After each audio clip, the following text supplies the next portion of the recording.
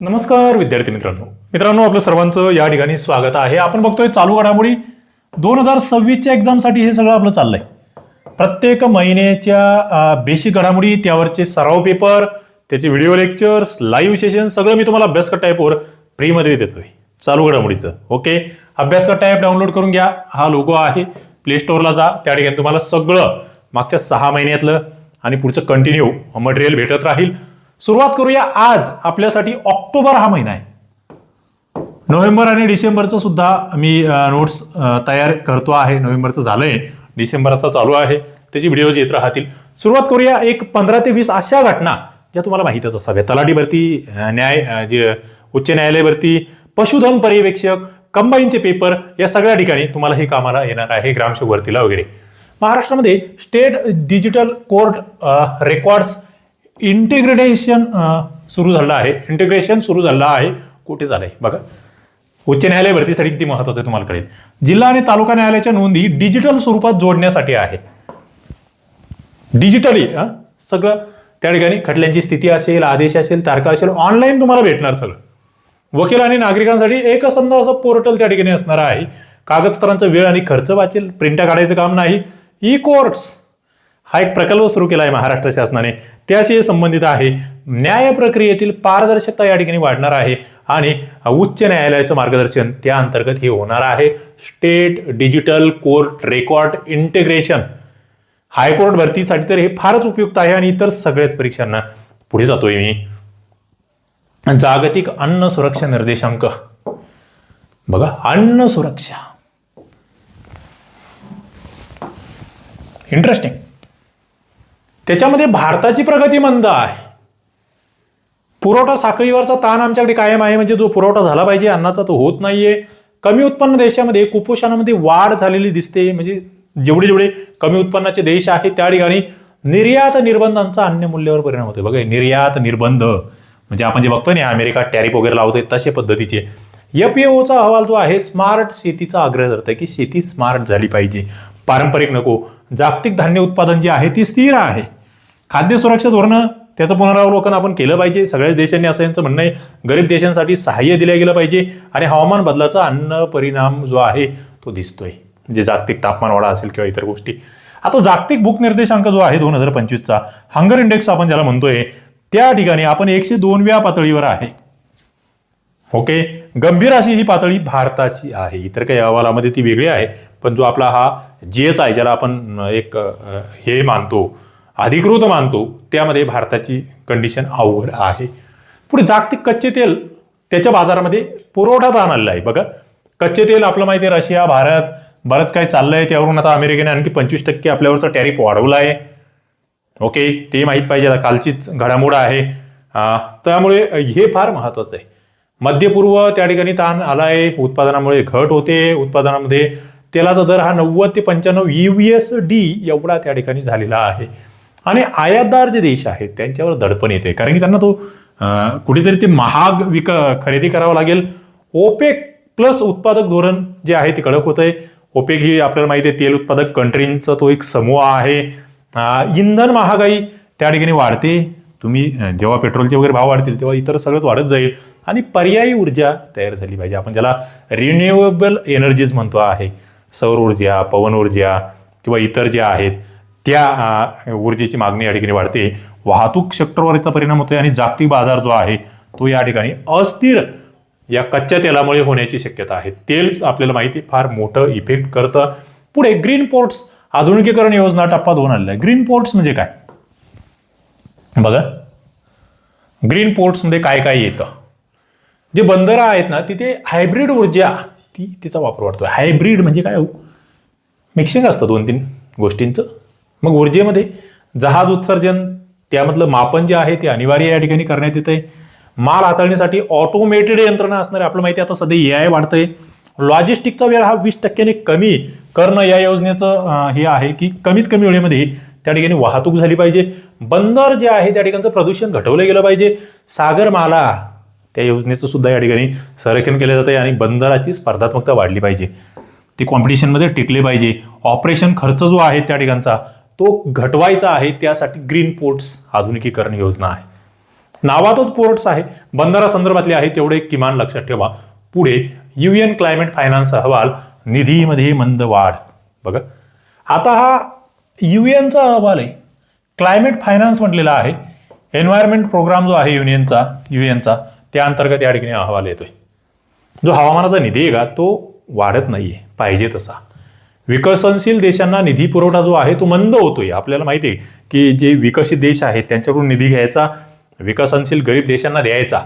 2030 पर्यंतची जी लक्ष्य आहेत, आपण जे शाश्वत विकासाचे ध्येय ठरलोय, त्याला या ठिकाणी कुठेतरी धोका तयार होऊ शकतो. स्वच्छ ऊर्जेमध्ये गुंतवणूक वाढली पाहिजे. जोखीम मूल्यांकनातील त्रुटी ज्या आहेत त्याची नोंद या ठिकाणी झाली पाहिजे. GCF वितरण जे आहे त्याच्यामध्ये सुधारणा आपण केल्या पाहिजेत. हवामान प्रकल्पांचा वेग आम्ही या ठिकाणी कुठेतरी कमी होतोय आणि जागतिक सहकार्याला नवीन दृष्टिकोन देण्याची गरज या ठिकाणी आहे. क्लायमेट फायनान्स अहवालामधले हे मुद्दे आपलं माहीत असो. मी शॉर्टमध्ये घेतोय, तुम्हाला किमान जी चर्चेतली न्यूज आहे ती माहीत असावी, तिचे 2-4 पिलर्स माहीत असावे. एवढं जास्त पापड पसार आपलं घ्यायचाच नाहीये. पुढे जातोय, राष्ट्रीय सायबर तपासणी ग्रीड नॉविग. बघा त्या ग्रीडचं नाव काय, सायबर तपासणीचं ग्रीड जे आहे नॉसिग असं म्हटलंय. नॉसिग काय आहे नॉसिग? बघा national security through cyber security आपण ज्याला म्हणतोय. Indian cyber crime coordination centre to tackle cyber crime त्या संदर्भातला आहे. आणि 7 इन्स्टिट्यूशन किंवा प्लॅटफॉर्म्स लॉन्च या ठिकाणी केलेले आहेत. 7 प्लॅटफॉर्म लॉन्च केले. बघा त्यामध्ये national cyber crime threat analytical unit आहे, national cyber crime reporting portal आहे, त्यानंतर फॉरेन्सिक लायब्ररी आहे, ट्रेनिंग सेंटर आहे, इन्व्हेस्टिगेशन टास्क फोर्स आहे, मॅनेजमेंट युनिट आहे, रिसर्च आणि इनोव्हेशन सेंटर आहे. या सगळ्या गोष्टी म्हणजे आपण बघतोय खूप काही सायबर फ्रॉड सध्या होत आहेत. आणि आता कालच आमचा एक ग्रुप होता ऑफिसचा, त्या ठिकाणी कोणाच तरी एक याचं व्हॉट्सअपचं अकाउंट हॅक केलं आणि त्या ग्रुपचं नावच बदलवून टाकलं. काय आरटीओ ऑफिस काहीतरी असं ग्रुप, आणि त्याच्यावर लगेच टाकलं की तुम्हाला चलन आलेलं आहे आणि हे चलन भरा. आणि ते चलन म्हणजे एक ऍप्लिकेशन होतं, APK असं होतं ते खाली. म्हणजे कोणाच तरी व्हॉट्सअप अकाउंट हॅक केलं आमच्या ग्रुपमधलं ऑफिसच्या, त्या अकाउंटचं नाव ट्रॅफिक पोलीस असं टाकून दिलं आणि त्या ग्रुपचं नाव सुद्धा RTO काहीतरी चलन्स असं टाकलं. मी म्हटलं अरे मला कसं काही RTO चलन आलं वरती, थोडंसं ते गाडी नंबर म्हटलं हा तर आपला दिसत नाहीये. मी ते त्याच्यावर क्लिक करू शकलो असतो, पण मी ते थोडंसं मला शंका आली. काही जणांनी केल्या त्यावर क्लिक, त्यातून ते तुमचं हॅक होऊ शकतं. तर तशा काही गोष्टी आहेत. तो जो तपास आहे तो एकसंध झाला पाहिजे. राज्य सायबर सेलला थेट डेटाबेस प्रवेश त्या ठिकाणी भेटणार आहे. म्हणजे बघा काय होतंय, आता राजस्थान इकडचे तिकडचे लोक येऊन आपल्याकडे फ्रॉड करतायत. मग आपल्या पोलिसांवर काही बंधनं येतात, मग ते कुठेतरी त्या ठिकाणी सीमापारची फसवणूक आहे, त्या ठिकाणचा तपास हा सुकर व्हावा ती इथे अपेक्षित आहे. केंद्रीकृत निरीक्षण असेल, डिजिटल पुरावे जे आहेत ते लवकर शोधता येतील, सायबर गुन्हे कमी करण्यास मदत होईल. 24/7 टेक सपोर्ट केंद्र या ठिकाणी आहे आणि जे प्रकरणं आहेत सायबर क्राईमची त्यांचा वेगवान तपास व्हावा असं या ठिकाणी अपेक्षित आहे. स्मॉल सॅटेलाइट लॉन्च विंडो 2026 काय भानगड आहे ही बघा. Skyroot aerospace founded by ISRO engineers is set to launch India's first privately built commercial rocket Vikram S by January 2026. Vikram S नावाचं रॉकेट असणार आहे, जे स्मॉल सॅटेलाइट म्हणून आपण त्याला ओळखतोय. खाजगी कंपन्यांना या ठिकाणी उपग्रह प्रक्षेपणाची संधी भेटणार आहे. नवीन लॉन्च पॅड उभारण्याची या ठिकाणी संधी भेटणार आहे. इस्रो INS TAC-E हे संयुक्त पाहणी या ठिकाणी करेल. व्यावसायिक उपग्रहांचा बाजार या ठिकाणी विस्तारला जाणार आहे. स्टार्टअपसाठी मोठी संधी असणार आहे. प्रक्षेपण खर्च कमी असणार आहे. अचूक सेवा जी आहे उपग्रहाची त्याला गती भेटेल आणि 2026 Q1 हा या ठिकाणचा पहिला स्लॉट असणार आहे. म्हणजे थोडक्यात काय, आतापर्यंत आपण म्हणायचो की इस्रोच फक्त उपग्रह प्रक्षेपित करतो आहे किंवा DRDO सारख्या संस्था, पण आता खाजगी उद्योगांना सुद्धा या ठिकाणी वाव देण्याचं सरकारने ठरवलं आहे, ते लक्षात ठेवा. राष्ट्रीय हेल्थ ID टप्पा 2 बघा. हेल्थ ID काय आहे? आभा कार्ड आपण ज्याला म्हणत असतो, बरोबर. आयुष्यमान भारत हेल्थ अकाउंट आभा कार्ड असं आपण त्याला म्हणत असतो. सर्व हॉस्पिटल जे आहे त्याची डिजिटल हेल्थ डेटा जोडणी त्या ठिकाणी सगळ्या हॉस्पिटलला ॲक्सेस त्या ठिकाणी भेटेल. औषध वितरण पारदर्शक त्या ठिकाणी होतंय. उपचार इतिहास एका क्लिकवर, तुमची हिस्ट्रीज असणार ना, याच्याआधी काय काय रोग झाले, कोणती औषध दिलेले आहेत, सरकारी योजनांचे लाभ जे आहे ते स्वयंचलित प्रमाणीकरण त्या ठिकाणी होईल. डेटा सुरक्षा वाढेल, ग्रामीण भागामध्ये प्राधान्य या ठिकाणी दिले जाणार आहे, रुग्णांची नोंदणी जलद होईल आणि हेल्थ इन्फ्राचा डेटा आधारित विकास त्या ठिकाणी होणार आहे. म्हणजे प्रत्येकाला एक स्वतःची ओळख असणार आहे, मेडिकल ओळख असणार आहे प्रत्येकाची. तुमचं एक मेडिकल ओळखपत्रच असणार आहे ते की याच्या आधीची हिस्ट्री काय आहे, डॉक्टरांना वेगळं सांगण्याची गरज पडणार नाही. भारताचे EV बॅटरी पुनर्वापर मानकीकरण या ठिकाणी सुरू झाले आहे. बघा, रिसायकल द EV बॅटरी. काय भानगडे, EV सध्या गाजतंय, जसं AI गाजतंय तसं EV गाजतंय. लिथियम आयन पुनर्चक्रीकरणासाठी अधिकृत मानके या ठिकाणी जारी केली. बघा, बॅटरी म्हटलं की लिथियम आलं. अनधिकृत रिसायकलिंग युनिट्स जे असणार आहे त्या ठिकाणी कारवाई होणार. संकलन केंद्राचे प्रमाण या ठिकाणी वाढवले जाणार. पर्यावरणीय जोखीम कमी होणार, कारण की या ज्या बॅटऱ्या आहे ना याचा आता कचरा तयार होऊ शकतो. जे बॅटऱ्या खराब होतील तर त्या रिसायकल झाल्या पाहिजे. तो कचरा व्यवस्थापन BIS पर्यावरण मंत्रालय यांचं सहकार्य असणार. परिपत्रक अर्थव्यवस्था मजबूत करणार आणि उद्योगांसाठी स्पष्ट अशी मार्गदर्शक तत्वे यामध्ये भेटतील, जेणेकरून या जुन्या बॅटऱ्या ज्या आहेत त्याचा पुन्हा वापर त्यावर रिसायकल करून केला जाईल ते बघण्यासाठी आपण हे करतोय. इलेक्ट्रिक माल वाहतूक जी आहे त्यासाठी कॉरिडॉर, त्याला एक प्रारंभिक मंजुरी या ठिकाणी दिलेली आहे. बघा, फर्स्ट इलेक्ट्रिक हायवे असं या ठिकाणी आपल्याला दिसतंय. इलेक्ट्रिक म्हणजे काय, इलेक्ट्रिक व्हेकल त्याच्यावर आधारित माल वाहतूक वाढवायची. चार्जिंग बॅटरी स्वॅप स्टेशनची योजना, म्हणजे तुम्ही इलेक्ट्रिक व्हेकल घेतली ना त्याला त्याचं बॅटरी चार्जिंग करण्याचे स्टेशन्स वाढवायचे आणि त्यामध्ये मुंबई, पुणे, नाशिक या मार्गाची निवड झालेली आहे. आपल्यासाठी ते गरजेचं आहे. वाहनाचा खर्च घटेल, उत्सर्जन प्रदूषण जे आहे ते आपण बघतोय कमी होईल, उद्योगांची जलद डिलिव्हरी नेटवर्क तयार होईल, उद्योगांसाठी लॉजिस्टिक साखळी या ठिकाणी मजबूत होईल आणि 2026 साठी हा इलेक्ट्रिक हायवे कुठेतरी त्यातून आपलं ते उद्दिष्ट असणार आहे. पुढे ड्रोन आधारित कीड निरीक्षण आणि अलर्ट प्रणाली. बघा, ड्रोनवर आधारित. आता हे शेतकऱ्यांसाठी फार महत्वाचं आहे. पिकांचे हाय रेज्युलेशन ड्रोन मॅपिंग या ठिकाणी होणार आहे की अरे ड्रोनद्वारेच त्याचं कॅमेराद्वारे हे होईल की याच्यावर काही कीड आहे की काय आहे, कीड प्रादुर्भाव होतोय का, तो तत्काळ ओळखता येईल. शेतकऱ्यांना तत्काळ लगेच SMS अलर्ट जाईल. ओके, कृषी विज्ञान केंद्राशी हा डेटा शेअर होईल.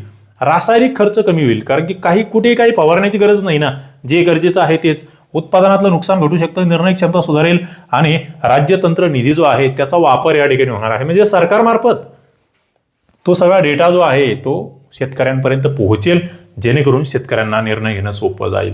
हरित औद्योगिक पार्क उपक्रमाचा दुसरा टप्पा या ठिकाणी सुरू होतोय. बघा, हरित औद्योगिक पार्क. आता यामध्ये काय असणार आहे, एकतर सोलर हायब्रिड ऊर्जा झोन या ठिकाणी असणार आहे. जे MSME आहे, लघु आणि मध्यम उद्योग आहे, तिथे कार्बन प्रक्रिया जी आहे ती कमी झाली पाहिजे. ओके, कार्बन उत्सर्जन कमी झालं पाहिजे, त्या अनुषंगाने प्रयत्न. प्रदूषण मापनासाठी रिअल टाइम नोड्स या ठिकाणी असेल. 6 नवीन पार्क्स असे त्याला मंजुरी देण्यात आली आहे. ऊर्जा खर्चामध्ये घट या ठिकाणी होणार आहे. कार्बन न्यूट्रल धोरण ते राबवायचं आहे. हरित तंत्रज्ञान आम्हाला स्वीकारायचं आहे आणि प्रदूषण नियंत्रण जे आहे ते याच्यातून आपोआपच होणार आहे, यात काही शंका नाही आहे. पुढे आउटकम बेस डिजिटल मानांकन प्रणाली. काय आहे आउटकम बेस डिजिटल मानांकन म्हटलं? बघा, विद्यापीठ मूल्यांकनामध्ये कौशल्य अर्जन मुख्य निकष. कौशल्य, स्किल आधारित, स्किल कोणाकडे आहे त्याचं इव्हॅल्युएशन होणार. या आधारित अनियमितता तपासणी व्यवस्था, म्हणजे AI कोणामध्ये अनियमितता आहे त्याची तपासणी करणार. संशोधन असेल, पेटंट असेल, इंटरफेसिंग यांना उच्च त्या ठिकाणी महत्व असणार. संशोधन करणाऱ्यांना, पेटंट मिळवणाऱ्यांना, इंटरफेसिंग करणाऱ्यांना या ठिकाणी प्राधान्य भेटणार आहे. डिजिटल पोर्टलवर रिअल टाइम स्कोरिंग या ठिकाणी करणार आहे की चला कोण किती काय करतंय, किती स्किल कोणाचे वाढले, स्कोर वाढत जाणार. पारदर्शक मानांकन प्रक्रिया असणार. संस्थांमध्ये गुणवत्तेची स्पर्धा असणार. विद्यार्थ्यांना रोजगाराभिमुख लाभ या ठिकाणी भेटणार. आणि 2026 पासून ही आउटकम बेस्ड डिजिटल मानांकन प्रणाली शिक्षण संस्थांमध्ये लागू होईल असं म्हटलेलं आहे. पुढे ग्रामीण लॉजिस्टिक आणि स्टोरेज सुधारणा योजना. काय आहे ग्रामीण भागामध्ये? काय आता तुम्हाला ग्रामीण भागात काय करायची लॉजिस्टिकची आणि स्टोरेजची? बघा, इंटरेस्टिंग आहे. गाव पातळीवर कृषी स्टोरेज पॉईंटची या ठिकाणी उभारणी होणार आहे. जी मालवाहतूक असेल ना त्याला GPS ट्रॅकिंग असेल, त्या गाडीला GPSचं ट्रॅकिंग असेल. 22 जिल्ह्यामध्ये हा प्रकल्प सुरुवातीला सुरू होणार आहे. ग्रामीण लॉजिस्टिक आणि स्टोरेज सुधारणा योजना. SHG म्हणजे सेल्फ हेल्प ग्रुप जे आहे, स्वयंसहायता गट, त्यांना या ठिकाणी प्रशिक्षण दिले जाईल. खराब झालेल्या मालाचं प्रमाण या ठिकाणी घटेल. माल जो खराब होतो, कोल्ड स्टोरेज वगैरे जर अवेलेबल करून दिले, एसी मोठे मोठे, आणि ते पुन्हा सोलरवर, बघा हे किती भारी आहे. तर तो माल जो खराब होणार आहे तो कुठेतरी कमी खराब होईल, वाहतुकीचा वेळ कमी होईल, ग्रामीण शहरी सप्लाय चेन या ठिकाणी मजबूत करायचे आहे आणि शेतकऱ्यांचं उत्पन्न या ठिकाणी वाढवायचं आहे. सायबर सुरक्षित महाराष्ट्र प्रतिबंधक मोहीम. बघा, सायबर सुरक्षित म्हटलं, आता नावातच काय, सायबर सिक्युरिटी. जिल्हा सायबर फॉरेन्सिक सेल जी आहे त्यांच्यावर काम या ठिकाणी करायचं. तांत्रिक क्षमता त्यांची वाढवायची, नागरिकांना जलद तक्रार निवारण झालं पाहिजे, त्यांना जलद हेल्प भेटली पाहिजे. UPI असेल, OTT फसवणूक असेल ती रोखण्यासाठी जागरूकता आणायची आहे. शाळा महाविद्यालयामध्ये सायबर हायजीन मॉड्यूल त्या ठिकाणी राबवायचे आहे. सर्ट इमेज कडून मासिक जोखीम अहवाल त्या ठिकाणी दिला जाईल की बाबा काय किती लोकांची फसवणूक होते, काय होते आहे. सायबर गुन्ह्यांचं डिजिटल डॅशबोर्ड या ठिकाणी त्याचं विश्लेषण होणार, पोलिसांना प्रगत तपास तंत्रज्ञान उपलब्ध करून देणार आणि डिजिटल व्यवहारामध्ये सुरक्षा वाढवणार. या सगळ्या गोष्टी सायबर सुरक्षित महाराष्ट्र प्रतिबंधक मोहीममध्ये राबवल्या जाणार आहेत. आणि सध्या आपल्याला माहिती की सध्याच्या फ्रॉडच्या काळात फार महत्त्वाचं आहे. महाराष्ट्राचे परिपत्रक जल पुनर्वापर धोरण या ठिकाणी लागू होते. जल पुनर्वापर बघ, आता आधीपासून आपण करतोच की बाबा चला काहीतरी पाणी जे आहे ते कसं कमीत कमी, पण इथे औद्योगिक क्षेत्र जे आहे त्यासाठी 30% प्रक्रियायुक्त पाणी म्हणजे त्याचा पुनर्वापर करणं बंधनकारकच आहे. जे कारखान्यातून बाहेर पडणार पाणी असणार आहे ना त्यातलं 30% तर त्याच्यावर प्रोसेस करायचीच आहे. नगरपालिका आणि MIDC त्या ठिकाणचे सांडपाणी प्रक्रिया केंद्र वाढणार आहे. स्मार्ट मिटरिंगने पाणी वापराचे तंतोतंत निरीक्षण होणार आहे की किती पाणी वापरले जाते, काय. कृषी सिंचनासाठी TSE पाणी वितरण त्या ठिकाणी वाढवले जाणार आहे. जलस्रोतांचा दबाव कमी करण्यास मदत होईल. वार्षिक जल ऑडिट अनिवार्य असेल. बघा हे फार महत्त्वाचं आहे कंपन्यांसाठी वगैरे, बाबा आम्ही पाणी एवढं वापरतो, एवढं त्याचा पुन्हा वापर करतो आहे. पर्यावरणीय प्रदूषण घटणार आणि उद्योगांसाठी प्रोत्साहन आणि दंड प्रणाली लागू होते. ज्यांनी चांगलं काम केलं त्यांना काहीतरी प्रोत्साहनपर बक्षिसं भेटतील आणि ज्यांनी नियम तोडले त्यांना दंड होईल. हे फार महत्त्वाचं आहे. जल पुनर्वापरासंदर्भातलं महाराष्ट्राचं धोरण. मुंबई किनारपट्टी पूर्व सूचना डिजिटल ग्रीड या ठिकाणी सुरू केलं आहे. बघा, किनारपट्टीच्या आजूबाजूला पूर येणार असेल तर मग त्या ठिकाणी सेन्सर्स स्थापित होणार आहे. त्यामध्ये समुद्री लाटा असेल, समुद्राची पातळी असेल, वाऱ्याचा वेग असेल ते मोजणारे सेन्सर. IMD NCCR मॉडेलद्वारे पुराचा 2-3 तास आधीच त्या ठिकाणी अंदाज सांगितला जाईल. BMC साठी रिअल टाइम मॉनिटरिंग डॅशबोर्ड असणार आहे. किनारी वस्त्यामध्ये अलर्ट SMS आणि सायरन प्रणाली जी आहे ती सक्रिय असेल. महापालिकेचे जे आपत्ती प्रतिसाद गती आहे त्यामध्ये वाढ होईल. 7 संवेदनशील पट्टा जो आहे, पट्टे जे आहे तिथे डेटाची नोंद केली जाईल. 2030ला किनारी संरक्षण प्रकल्प जो आहे आपण जो राबवतोय 30 पर्यंतचा त्याचा हा भाग आहे. आणि मासेमारी आणि बंदर हालचाली जी आहे त्याच्यासाठी जी सुरक्षितता आहे ती सुद्धा वाढवण्यात येणार आहे. म्हणजे थोडक्यात बंदरी भाग किंवा समुद्र किनारी भाग जे आहे त्या ठिकाणची सुरक्षितता वाढवण्यासंदर्भात या ठिकाणी ही डिजिटल ग्रीड योजना आपण बघतोय. पुण्यामध्ये एकसंध आरोग्य डिजिटल नोंद वाल्ट या ठिकाणी सुरू झालाय. बघा, पुण्यात सुरू होतं एक आरोग्य डिजिटल नोंद वाल्ट. सार्वजनिक आणि खासगी रुग्णालयांची एकसंध अशी डिजिटल हेल्थ रेकॉर्ड जोडणी आहे. बघा, आपण बघतो की सार्वजनिक आणि खासगी रुग्णालय यांचं एकमेकांशी सूत नसतं, पण ती इथे येणार आहे. एक डॅशबोर्ड असणार आहे. बाल आरोग्यासाठी मॉनिटरिंग डॅशबोर्ड असणार आहे की मातांचं काय सिच्युएशन आहे, बालकांची काय आहे. नागरिकांसाठी मोबाईल हेल्थ ID कार्ड या ठिकाणी जारी होणार आहे. उपचार असेल, रोग इतिहास असेल, तपासणी असेल, एकाच ठिकाणी सगळं त्या ID कार्डमुळे कळणार आहे. API जोडणीमुळे सिस्टीम इंटिग्रेशन जे आहे ते या ठिकाणी सुधारता आहे. WHO डेटा सुरक्षा मानकांनुसार या ठिकाणी एन्क्रिप्शन असणार आहे आणि हॉस्पिटलमधील कागदपत्रे कमी होतील, प्रक्रिया वेगवान होईल. संपूर्ण शहरासाठी हेल्थ ॲनालिटिक्स प्रणाली या ठिकाणी सुरू केली आहे. पुणे शहराबद्दल या ठिकाणी हे चाललंय. आरोग्य डिजिटल नोंद वाल्ट पुण्यामध्ये सुरू होते, माहीत असावं. पुढे महाराष्ट्रामध्ये ई कृषी साखळी आणि उत्पादन ट्रेसिंग प्रकल्प सुरू झालाय. बघा, ई कृषी आणि उत्पादन ट्रेसिंग काय आहे याच्यामध्ये. कृषी उत्पादनासाठी QR आधारित ट्रेसिंग प्रणाली लागू होते आहे. बघा, QR आधारित ट्रेसिंग प्रणाली शेतकऱ्यांना रिअल टाइम बाजारभाव आणि मागणी पुरवठ्याची माहिती उपलब्ध होईल की बाबा चला आमच्या मालाचा बाजारभाव काय आहे, कुठे मागणी किती आहे, पुरवठा किती आहे. 18 कोल्ड चेन केंद्रामध्ये गुणवत्ता चाचणी होईल. ग्रेडिंग प्रक्रिया बळकट होईल.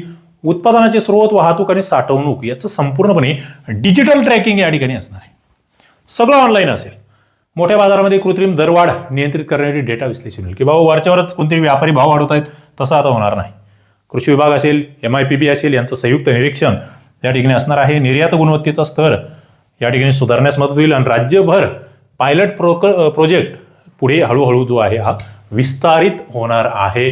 महाराष्ट्रामध्ये कृषी संदर्भातले धोरण माहीत असावं. विद्यार्थ्यांना पंचायत राजची व्यावहारिक ओळख करून देण्यासाठी मॉडेल युथ ग्रामसभा, बघा हे फार महत्वाचं आहे. ग्रामसभा हा घटकच फार महत्वाचा आहे. मॉडेल युथ ग्रामसभा म्हटलंय, MYGS. MRGS माहित होतं म्हणलं. शाळांमध्ये MUN स्टाईल बनावट ग्रामसभा आयोजित करायची. शाळामध्ये बनावट ग्रामसभा, शाळामध्ये त्या विद्यार्थ्यांमध्ये ते कुठेतरी आणायचं आहे.